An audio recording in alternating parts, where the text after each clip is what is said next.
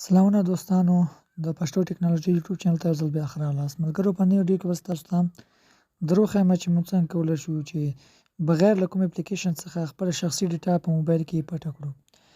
ملګرو دا طریقه به تاسو ته په دې ویډیو درښایم. ما په ویډیو کې انفارمیشن حتما له نورو دوستانو سره شریکه کړئ چې هغوی هم له دې ویډیو څخه فایده واخلي. زموږ چینل هم سبسکرایب کړئ. نو زه د ویډیو په طرف ویډیو شروع کوم.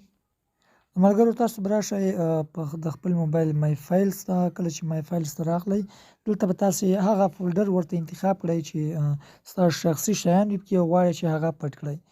نو په سر کې تاسو ته د یو فولډر ښکاري. زه په دې کې زما شخصي ډیټا ده او زه غواړم چې دا په خپل موبایل کې پټه کړم. ملګرو په دې باندې به تاسې داسې کلیک ونیسئ. له کلیک کولو څخه وروسته ملګرو تاسو دې ته یو نوم چینج کړئ. ملګرو دا به تاسې رینیم کړئ.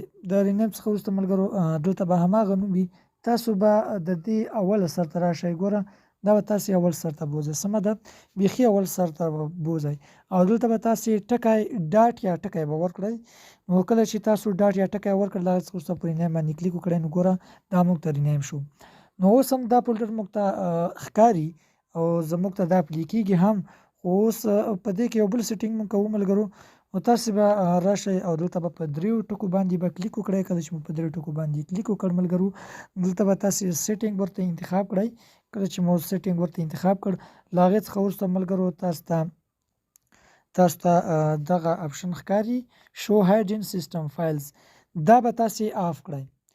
دا مونږ فعاله کړو. اوس راځو بیرته. ګوره په سر کې تاسو ته ښکاري چې موږ ته اوس هغه فولډر نه ښکاري. ګوره دا ګوره چور اخر سر ته مو بوته خو ګوره دا فولډر ګوره دلته موږ ته رانغی.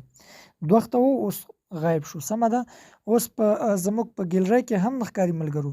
دا زموږ په ګیلرۍ کې هم نه ښکاري. دا اوس موږ بیرته څنګه راایستلی شو ملګرو. تاسې به بیرته په دې دریو ټکو باندې کلیک وکړئ او بیا به تاسې بیا سیټینګ ته راشئ. کله چې تاسو بیا سیټینګ ته راغلاست تاسې به بیا په دې دا اپشن به تاسې بیرته آن کړئ شو هایډ ان سیسټم فایلز. دا به تاسې بیرته آن کړئ. تاسې به بیرته بیک راشئ. نو ګوره پورته تاسو ته ښکاري چې موږ ته هغه فولډر بیرته دلته موږ ته راغی.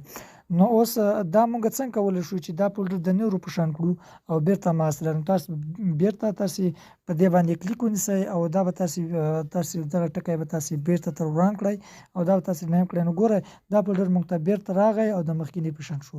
یعنې په ډېرې اسانۍ سره موږ کولی شو د خپل موبایل د مای فایلز په واسطه باندې کولی شو چې خپل شخصي ډیټا په موبایل کې محفوظ کړو.